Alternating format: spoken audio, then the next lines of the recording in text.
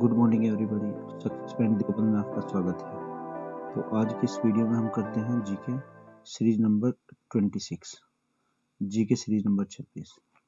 तो इसमें करते हैं हर रोज की तरह हम वन लाइनर क्वेश्चंस। तो चलिए शुरू करते हैं।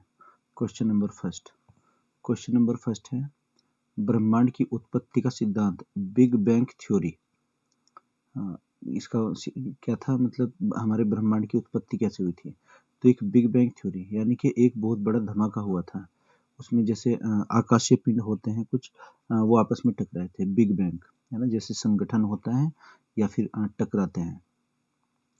तो 1927 में जॉर्ज लेमेत्रे ने ब्रह्मांड की उत्पत्ति के संदर्भ में एक सिद्धांत का प्रतिपादन किया था जिसे बिग बैंग कहा जाता था। तो बहुत से भूगोलविद, बहुत से वैज्ञानिक इस सिद्धांत को मानते हैं कि हमारी जो पृथ्वी की उत्पत्ति है, अन्य ग्रहों की या उपग्रहों की जो उत्पत्ति है, पूरे ब्रह्मांड की, यूनिवर्स की उत्पत्ति किस पर आधारित है, बिग बैंग थ्योरी पर। क्वेश्चन नंबर सेकंड, पारे को किस धातु से बने पात्र में रखा जाता है। तो लोहे के पात्र में रखा जाता है पारे को, जिसको जो सिंबल होगा Hg या मरकरी, इसको मरकरी भी कहेंगे, या पारा है ना, पारद। तो देखना ये दिखाया गया एकमात्र धातु है जो लिक्विड फॉर्म में होती है। इसे किससे हम प्राप्त करते हैं, सिनेबार से प्राप्त करते हैं। इसका अयस्क होता है यानी कि ओर। देखना इसका मुख्य अयस्क सिनेबार Hgs है। केवल यही धातु साधारण तापमान पर और दाब पर दर रूप में होती है। तो क्वेश्चन आता है कि द्रवित फॉर्म में कौन सी धातु होती है, ये पारा या फिर Hg। आवर्त सारणी के डी ब्लॉक में अंतिम तत्व, इसका परमाणु भार कितना है, 80 है ना। एटॉमिक नंबर कितना है इसका, 80 है। ओके। क्वेश्चन नंबर 3, सिस्मोलॉजी के अंतर्गत किसका अध्ययन किया जाता है, भूकंप का अध्ययन, सिस्मोलॉजी है ना। और सिस्मोग्राफ से भूकंप नापते हैं। और वैसे इसका एक पैमाना भी होता है, पैमाना कितना क्या होता है, रिएक्टर स्केल है ना। रिएक्टर स्केल पर जो अंक होते हैं 9 + 3 = 12 तक होता है पाठ्यांक इसमें, है ना। पहले 9 थे, लेकिन जब 2012 में फुकुशिमा में भूकंप आया था तो उसमें 12 तक 3 रीडिंग और बढ़ा दी गई थी। क्वेश्चन आता है कि इसके भूकंप बढ़ाने पर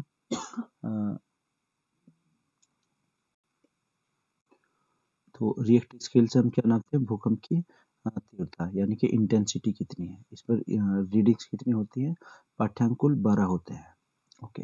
क्वेश्चन नंबर 4, राउरकेला में इस्पात कारखाने की स्थापना किस देश के सहयोग से की गई थी। तो जर्मन के सहयोग से। राउरकेला कहाँ पर है, राउरकेला उड़ीसा में। तो उड़ीसा में जर्मन के सहयोग से एक इस्पात कारखाना लगा था। देखना इस्पात क्या होता है, इस्पात जिसको हम बोलते हैं स्टील। इसमें क्या होता है, एक तो लोहा और एक निकेल और क्रोमियम मिलाया जाता है। क्या क्या होता है, लोहा, क्रोमियम और प्लस निकेल। क्रोमियम हम किस लिए मिलाते हैं, क्योंकि उसको मजबूती देने के लिए। हम डायरेक्ट लोहे का प्रयोग नहीं कर सकते। लोहा हम किससे प्राप्त करते हैं, इसका अयस्क कौन सा है, होता है हेमेटाइट। तो हेमेटाइट से हम लोहे को प्राप्त करते हैं, हेमेटाइट। लेकिन हम लोहे को क्या बनाते हैं, इस्पात बनाते हैं, स्टील बनाते हैं। उसमें क्या क्या मिला जाएगा, जैसे क्रोमियम, निकेल और लोहा, तीनों के मिश्रण को हम स्टील कहेंगे। तो इसका जो सबसे बड़ा प्लांट है कहाँ पर है, जर्मन के सहयोग से राउरकेला उड़ीसा में बनाया था। राउरकेला में इस्पात कारखाने की स्थापना जर्मन के सहयोग से 1955 में की गई। उड़ीसा के राउरकेला में स्थित राउरकेला स्टील प्लांट यानी कि RSP भारत का सार्वजनिक क्षेत्र का प्लांट है, यानी कि सरकारी, केंद्र सरकार के अधीन होता है। ओके, आगे आइए। क्वेश्चन नंबर 5, गाड़ियों के इंजन को ठंडा करने के लिए उपयुक्त उपकरण का नाम क्या होता है, रेडिएटर। रेडिएटर क्या होता है, उसे कूलिंग देने के लिए, कूलिंग यानी कि शीतलन देने के लिए, ठंडा करने के लिए इंजन को हम रेडिएटर का प्रयोग करते हैं। इसी में कभी ग्रीन, इसमें लिक्विड भी डालते हैं या पानी डालते हैं। ये रेडिएटर दिखाया गया है। ये किसमें, ज़्यादातर आपने गाड़ियों में देखा, 4 व्हीलर्स में होता है या उसमें और भी जो बड़े वाहन होते हैं, रेडिएटर। ओके। क्वेश्चन नंबर 6, संगमरमर किस चट्टान के रूपांतरण से बनता है, चूना पत्थर के, है ना। संगमरमर रूपांतरित ये चट्टानें होती हैं जैसे रॉक्स, मेटामॉर्फिक बोलते हैं इसको, रूपांतरित चट्टानें, मेटामॉर्फिक रॉक्स। ये इसमें क्या होगा, संगमरमर किस में बनता है, चूना पत्थर में। ओके। क्वेश्चन नंबर 7, महमूद गवाह किसके शासनकाल से संबंधित था? तो बहमनियों में हम पढ़ेंगे एक मोहम्मद तृतीय एक राजा हुए हैं इसमें, है ना। तो दक्षिण का जैसे एक विजयनगर साम्राज्य और बहमनी पढ़ा जाएगा, तो दोनों आपस में लड़ते रहते थे। इन्हीं के बीच में तालीकोटा का युद्ध हुआ था। तो महमूद गवाह उनका एक सहायक हुआ है दरबार में, किसके? महमूद थर्ड के। तो इसमें दिया महमूद गवाह 1411 ईस्वी में दक्कन के बहमनी सल्तनत में प्रधानमंत्री थे, यानी कि इनके एक मंत्री थे, किसके? महमूद थर्ड के, मोहम्मद थर्ड के। क्वेश्चन नंबर 8, सोलंकी वंश का अंतिम शासक कौन था? भीम सेकंड। भीम सेकंड सोलंकी वंश का अंतिम शासक था। ये राज्य कहाँ पर हुआ है? गुजरात में, गुजरात में हुआ है। तो देखना इसमें थोड़ा विस्तार से और जानकारी लेंगे। सोलंकी वंश का अधिकार पाटन और काठियावाड़, ये जो पाटन और काठियावाड़ का जो क्षेत्र होगा कहाँ पर होगा? गुजरात में। राज्यों तक था। ये 9वीं शताब्दी से 13वीं शताब्दी तक शासन करने, इन्हें गुजरात का चालुक्य वंश भी कहा जाता है। ओके, आगे क्वेश्चन नंबर 9, किस खनिज पदार्थ की कमी से डिप्रेशन होता है? तो सोडियम की जब कमी होती है, सोडियम की कमी से डिप्रेशन, है ना, मानसिक तनाव में आ जाते हैं, डिप्रेशन का रोग होता है। Okay, question number 10, Amravati school of art कहाँ स्थित है? तो आंध्र प्रदेश में स्थित है अमरावती। देखना अमरावती की जो पहाड़ी है आंध्र प्रदेश में स्थित है। ये क्वेश्चन पहले भी आया कि अमरावती कहाँ है? आंध्र प्रदेश में। कहा जाता है कि जो वेद व्यास थे, इन्हें यहीं पर ज्ञान प्राप्त हुआ था और यहीं वेदों का उन्होंने संकलन किया था अमरावती की पहाड़ियों पर, इसलिए उनका एक नाम कृष्ण दोपायन भी होता है। कृष्ण दोपायन, वेद व्यास का दूसरा नाम कृष्ण दोपायन। क्वेश्चन नंबर 11, देखना क्वेश्चन नंबर 11 में क्या है? पंचायत के अधिकार क्षेत्र के अंतर्गत कितने विषय आते हैं? 29 सब्जेक्ट्स होते हैं पंचायती, जैसे ग्राम प्रधान इन 29 विषयों से संबंधित उसके पास अधिकार होते हैं, इनसे कानून बना सकता है। जैसे गांव में छोटे मोटे टैक्स वसूलना, या गांव का विकास करना, सड़कों का निर्माण करना, पेयजल की व्यवस्था करना, शिक्षा के स्तर का ध्यान रखना, इस टाइप से कितने 29 सब्जेक्ट्स होते हैं, 29 विषय होते हैं। ये पंचायती राज में आएंगे। क्वेश्चन नंबर 12, वायुमंडल में कार्बन की मात्रा कितनी होती है? 0.03% कार्बन डाइऑक्साइड, है ना, 0.03%। तो ये होती है लगभग चौथे नंबर पर। देखना वायुमंडल पे जो सबसे अधिक मात्रा में गैस होती है कौन सी? नाइट्रोजन, नंबर फर्स्ट पर, कितनी? 78.08%। उसके बाद में नंबर 2 क्या होती है? ऑक्सीजन, ऑक्सीजन कितनी है? 20.25%। थर्ड है फिर आर्गन, आर्गन है 0.931%। उसके बाद आ जाएगा CO2 कार्बन डाइऑक्साइड, ये 0.03%। फिर नियोन, हीलियम और ओजोन, ये इनका क्रम रहता है। तो तीसरे नंबर पर आर्गन, चौथे पर CO2 और ये पांचवें पर नियोन, फिर हीलियम और ये आ जाएगी सातवें पर ओजोन। इनका आप क्रम याद रखिएगा, वायुमंडल में क्रम बहुत पूछते हैं। देखना हमारी पृथ्वी के तल से 10,000 किलोमीटर की ऊंचाई तक क्या है? वायुमंडल, एटमोस्फियर। ओके, तो सबसे अधिक गैस कौन सी पाई जाती है? नाइट्रोजन। क्वेश्चन नंबर 13, नगर पालिका सदस्य बनने के लिए न्यूनतम आयु कितनी होती है? 21 ईयर्स होती है। देखना नगर पालिका का सदस्य हो या ग्राम पंचायत का, चाहे ग्राम पंचायत का, यानी कि जैसे पंचायत, जैसे ग्राम प्रधान बनते हैं, वार्ड मेंबर बनते हैं, उनके लिए न्यूनतम आयु कितनी होनी चाहिए? 21 ईयर्स। और वोटर्स की कितनी होनी चाहिए? 18 ईयर्स होनी चाहिए। ये तो वोटर्स के लिए है, यानी कि जो मतदाता होंगे, मतदाता की आयु कितनी? 18 वर्ष कम से कम। और जब हम ग्राम पंचायत का या नगर पालिका का इलेक्शन के लिए आवेदन करते हैं, आयु कितनी होनी चाहिए? 21 ईयर्स होनी चाहिए उसके लिए। क्वेश्चन नंबर 14, संसद में विपक्ष के नेता को कैबिनेट मंत्री के स्तर की मान्यता कब मिली थी? 1977 में, है ना, 1977, यानी कि इंदिरा गांधी जब तीसरी बार बनी थी, तो तब इनको ये मान्यता दी गई थी। ओके, कैबिनेट स्त्री का। और क्वेश्चन आया हुआ है कि लोकसभा में जो विपक्ष का नेता होता है वो कितनी सीट पर बैठता है? तो सीट नंबर 25 और 26 ये अपोजिशन लीडर के लिए रिजर्व होती हैं, लेकिन 10% टोटल वोट भी होने चाहिए। कुल लोकसभा सदस्य का कितना? टोटल वैलिड वोट्स का, यानी कि सीटों की संख्या का 10% होना चाहिए। ये मान लीजिए आप, जैसे 545 सीटें हैं, इसका 10% कितना हो जाएगा? 10%, यानी कि आ जाएगा 54.5।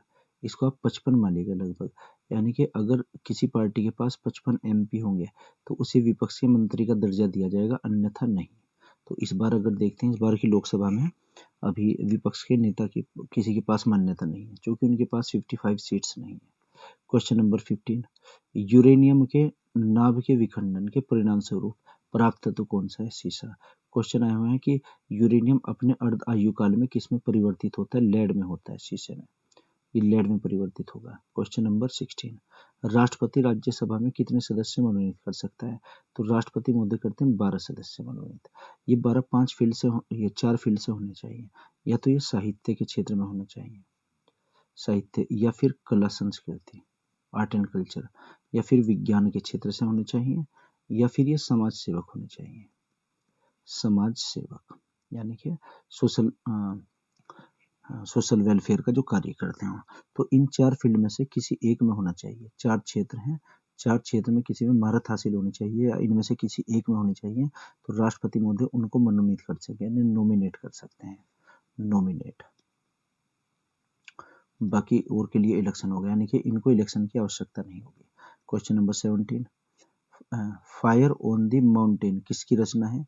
अनीता देसाई की। अनीता देसाई ने एक पुस्तक लिखी है, फायर ऑन माउंटेन।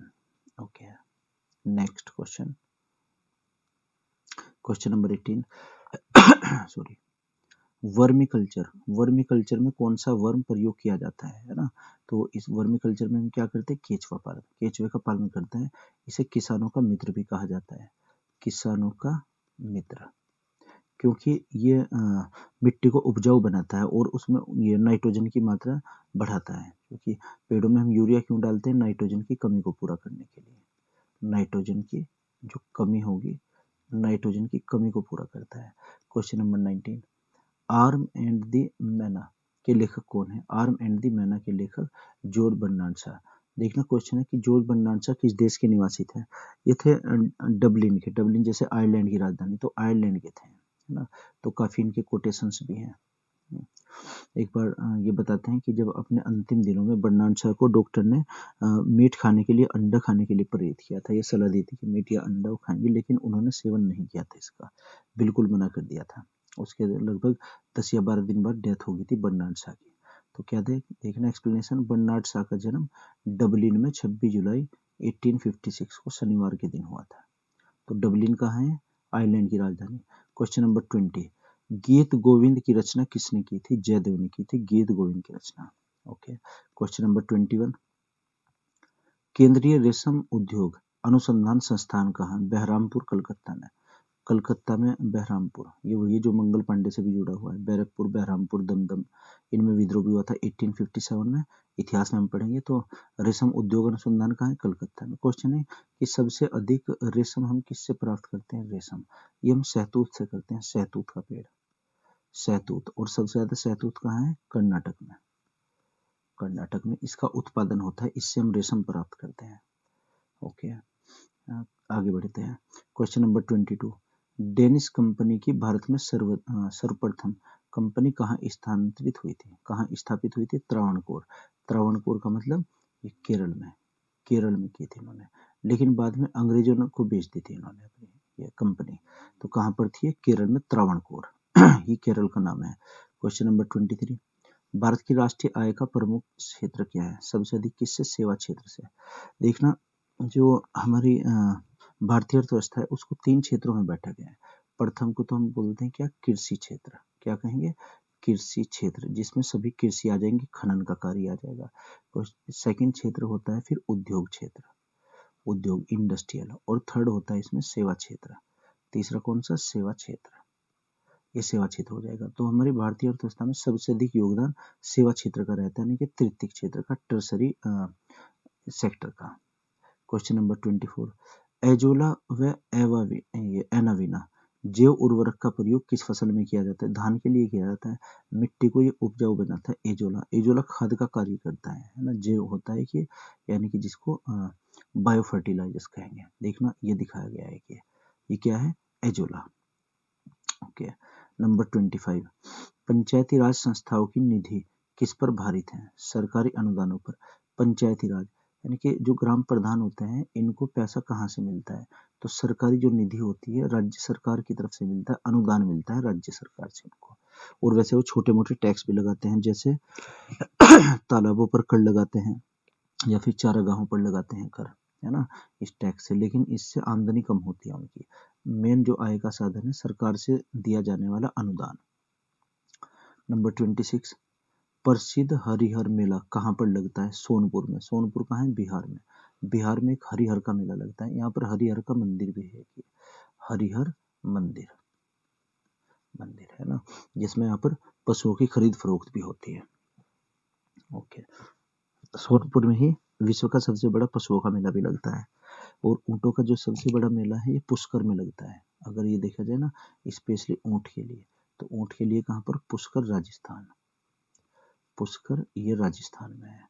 और बैलों का सबसे बड़ा जो मेला लगता है ये नागौर में लगता है। नागौर, नागौर कहाँ है? ये भी राजस्थान में। और समस्त पशुओं का कहाँ लगता है? सोनपुर में लगता है, बिहार, सोनपुर।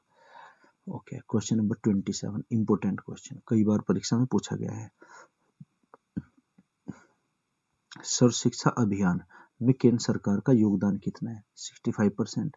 65% तो केंद्र सरकार देती है, सेंट्रल, और 35% स्टेट गवर्नमेंट देती है। इसमें यह अनुदान रहता है। 35% किसका है? राज्य सरकार का, और 65% किसका है? केंद्र सरकार का। तो सर्व शिक्षा अभियान की शुरुआत कब हुई थी? 2000-2001 में। अटल बिहारी वाजपेयी जब पीएम थे उस टाइम पर। तो सर्व शिक्षा अभियान भारत सरकार का एक प्रमुख कार्यक्रम है, जिसकी शुरुआत 2000-2001 में हुई थी, 2 में हुई थी। में अटल बिहारी वाजपेयी द्वारा एक निश्चित समयावधि के तरीके से प्राथमिक शिक्षा के सार्वभौमिकरण, जैसा कि भारतीय संविधान के 86वें संविधान संशोधन द्वारा निर्देशित किया गया है, जिसके तहत 6 से 14 वर्ष के आयु के बच्चों को निःशुल्क और अनिवार्य शिक्षा दी जाएगी। कौन क्या है एज ग्रुप? ये 6 से 14 वर्ष, ये याद रखिएगा आप ना, 6 to 14 ईयर्स। और सर्व शिक्षा अभियान, इसका स्लोगन क्या है? सर्व शिक्षा अभियान, सब पढ़ें सब बढ़ें। ये भी आया हुआ है। इसका लोगो क्या है? सब पढ़ें सब बढ़ें। ओके, ये ध्यान दीजिएगा। तो सर्व शिक्षा अभियान के तहत जो प्राथमिक विद्यालय होते हैं, इनमें आज भी ये कार्यक्रम लागू है। क्वेश्चन नंबर 28, हर्षवर्धन का सेनापति कौन था? तो सिंहनाद क्या था? हर्षवर्धन का सेनापति था, चीफ कमांडर। आगे, राज्य का सप्तांग सिद्धांत किसने दिया था? कौटिल्य या चाणक्य? कौटिल्य, चाणक्य, विष्णुगुप्त। कौटिल्य के नाम कितने? 3 नाम है कौटिल्य के। कौटिल्य, और एक दूसरा नाम क्या है? चाणक्य। और एक क्या नाम है? विष्णुगुप्त। विष्णुगुप्त, ये भी किसका नाम है? कौटिल्य का। तो सप्तांग सिद्धांत क्या था? 7 चीजें बताई गई थी कि राजा के पास ये होनी चाहिए। क्या? नंबर 1, एक तो राजा, राजा यानी कि स्वामी, राजा यानी स्वामी। सेकंड नंबर अमात्य, अमात्य बोलते हैं मंत्री को। नंबर 3 जनपद। नंबर 4 दुर्ग, दुर्ग का मतलब किला, किला भी होना चाहिए राज्य का एक, यानी कि राजा के पास किला भी होना चाहिए। नंबर 5 कोष, यानी कि धन, धन भी अपार होना चाहिए राजा के पास। और नंबर 6 दंड, दंड या सेना, दंड किसको कहेंगे? सेना को। और नंबर 7 मित्र भी होने चाहिए राजा के पास। तो इस सप्तांग सिद्धांत किसने दिया था? चाणक्य ने दिया था, एक राजशाही के लिए, राजा को चलाने के लिए।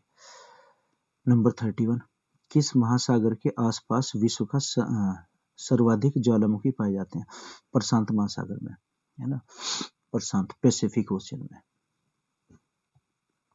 Pacific ocean. पैसिफिक ओशियन में क्या होता है? इसमें ज्वालामुखी पाए जाते हैं। वैसे सबसे अधिक ज्वालामुखी या भूकंप जो आते हैं ये उत्तरी प्रशांत महासागर में, जहाँ पर जापान भी है।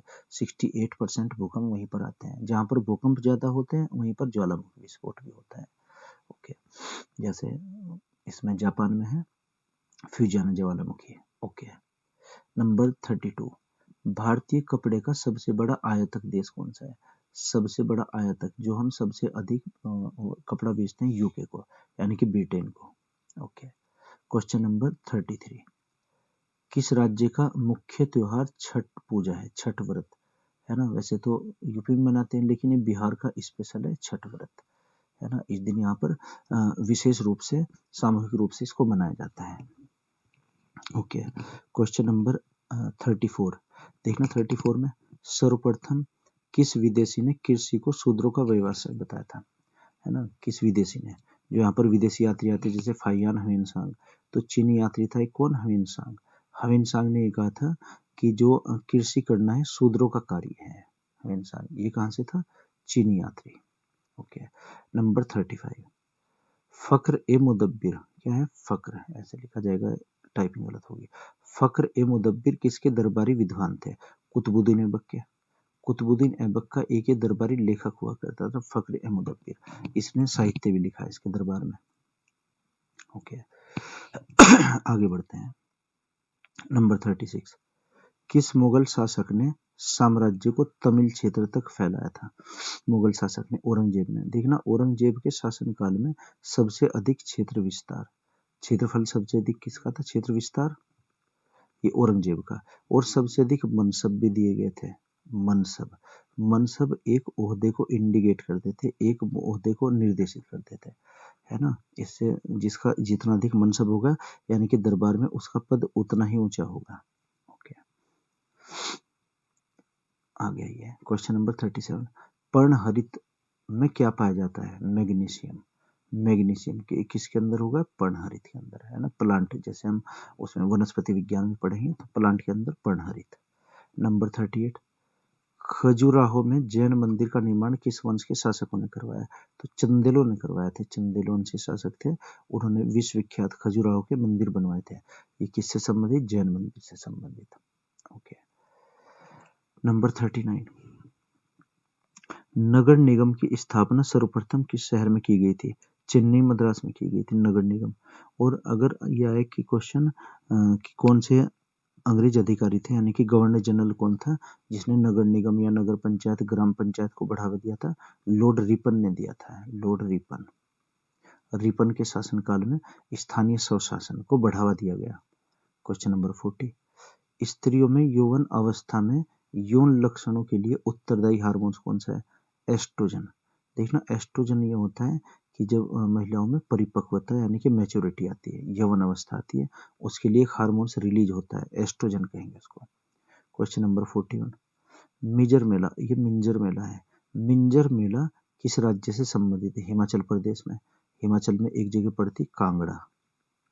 कांगड़ा, कांगड़ा में ये मेला लगता है मिंजर मेला। देखना मिंजर मेला 935 ईस्वी में अब कांगड़ा जिले के नाम से जाना जाता है और के शासक के द्वारा राजा की विजय के उपलक्ष्य में हिमाचल प्रदेश के चंबा घाटी में मनाया जाता है।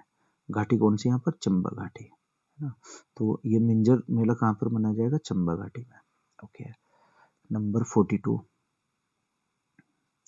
क्वेश्चन नंबर 42 है, जल के अंदर ध्वनि की गणना किस यंत्र के द्वारा होती है? हाइड्रोफोन के द्वारा। हाइड्रोफोन। ओके और जल के द्वारा चिकित्सा हाइड्रोपैथी। हाइड्रोपैथी, हाइड्रोपैथी से हम क्या करते हैं? जल के द्वारा चिकित्सा। और हाइड्रोफोन क्या होता है? जल के अंदर ध्वनि की गणना।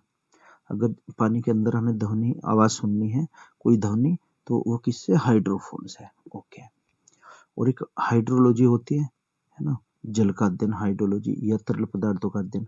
और एक हाइग्रोलॉजी, है ना, या हाइग्रोमीटर, उससे हम आर्द्रता नापते हैं। देखना हाइड्रोमीटर, हाइड्रोमीटर और हाइग्रोमीटर दोनों अलग अलग हैं। हाइग्रोमीटर, हाइड्रोमीटर से हम क्या करते हैं? जल का घनत्व या द्रव का घनत्व। और हाइग्रोमीटर से नमी, नमी या फिर मॉइस्चर, है ना, आर्द्रता, जिसको हम ह्यूमिडिटी कहेंगे। आर्द्रता, आर्द्रता है ह्यूमिडिटी। तो हाइग्रोमीटर से हम क्या नापते हैं? आर्द्रता। और हाइड्रोमीटर से द्रव का घनत्व, density of liquids. Okay number 43, Shah बुलंद इकबाल के नाम से किसे जाना जाता है? तो दारा शिकोह को जाना जाता है। दारा शिकोह, है ना, मुगल साम्राज्य में पढ़ेंगे दारा शिकोह। ये औरंगजेब का भाई हुआ है एक, तो इसे औरंगजेब ने युद्ध में हरा दिया था। शाह बुलंद इकबाल के नाम से फेमस है। नंबर 44, अमेरिका में पहली महिला अंतरिक्ष यात्री कौन थी? है ना, सेली राइड। सेली राइड, है ना, इसकी मृत्यु शायद 2010 या 12 में हुई थी, कैंसर से मृत्यु हुई थी इसकी। क्वेश्चन है कि सबसे पहले अंतरिक्ष में महिला यात्री कौन गई थी? तो वैलेंटाइन सबसे पहले गई थी रूस की, और उसके बाद में जो अमेरिका की पहली महिला थी, अमेरिका की सेली राइड, और रूस की कौन सी थी सबसे पहले? वैलेंटाइना। ओके क्वेश्चन नंबर 45, मानव द्वारा सबसे पहले किस धातु का प्रयोग किया गया था? तांबे का प्रयोग, है ना, लोहे का उसके बाद किया गया था, जो हम हड़प्पा काल में पढ़ेंगे, मोहनजोदारो में सॉरी, तो उसमें तांबे का प्रयोग लोहे से पहले हो चुका, कॉपर का। नंबर 46, किसी देश द्वारा आयातों पर लगाए जाने वाला शुल्क किस नाम से जाना जाता है? टैरिफ, है ना। टैरिफ किस पर लगाया जाएगा? जो हम आयातों पर लगाएंगे, जो हम आयात करेंगे किसी देश से, कस्टम ड्यूटी जिसको कहते हैं। तो ये क्या हो जाएगा? टैरिफ। ये आयात की जाने वाले वस्तुओं पर लगाया जाएगा। आगे बढ़ते हैं। क्वेश्चन नंबर 47 है, ओजोन शब्द ग्रीस भाषा के ओजियन से बना है। ओजोन से बना है, इसका अर्थ क्या होता है? गैस। तो ओजोन एक गैस होती है। देखना, ओजोन मंडल सूर्य से आने वाली यूवी किरणों, यूवी की फुल फॉर्म अल्ट्रावायलेट, या हिंदी में कहेंगे हम पैराबैंगनी किरणें। पैराबैंगनी किरणों को अवशोषित करता है। पैराबैंगनी किरणों को अवशोषित करेगा। ये क्या होती है? स्किन कैंसर से हम रोग का बचाव करते हैं। स्किन कैंसर यानी कि जो त्वचा कैंसर होती है उससे बचाव करती है। त्वचा कैंसर को रोकती हैं। ओके, ओजोन मंडल। आगे आइएगा, क्वेश्चन नंबर 48, रोशन आरा उत्सव कहाँ मनाया जाता है? देखना, रोशन आरा, ये कौन थी रोशन आरा? औरंगजेब की बहन का नाम था एक, रोशन आरा। तो दिल्ली में मनाया जाता है। रोशन आरा उत्सव कहाँ मनाया जाएगा? दिल्ली में। ओके, नंबर 49, लोकसभा के क्षेत्रों का परिसीमन किसके द्वारा किया जाता है? परिसीमन आयोग के। परिसीमन आयोग यानी कि इंग्लिश में इसको कहेंगे डिलिमिटेशन कमीशन। Delimitation commission. परिसीमन आयोग ये क्या करता है? लोकसभा क्षेत्रों का परिसीमन, कि कौन सी सीट किसके साथ में लगानी है, और एडजस्टमेंट, उनका सीटों का आवंटन या ये एडजस्टमेंट, है ना, निर्धारण। क्वेश्चन नंबर 50, त्वचा पर खरोंच जैसा दिखाई देना, त्वचा पर खरोंच जैसा दिखना किस तत्व की कमी से होता है? जस्ते की कमी से होता है ना। तो त्वचा पर जो निशान आ जाते हैं जैसे ये इस टाइप से, तो किसकी कमी से? जस्ते की कमी से होता है, जस्ता। ओके, तो ये हमारे 50 क्वेश्चन है, 50 क्वेश्चन, और इनको आप नोट कीजिए और इसका रिवीजन करते रहिए। हम इसी तरह नई नई वीडियो आपके लिए लाते रहेंगे। तो अगर कोई इसमें आपको डाउट हो तो कमेंट बॉक्स में आप लिख कर बताइएगा। मैं आशा करता हूँ ये आपकी समझ आया होगा। Okay, thank you.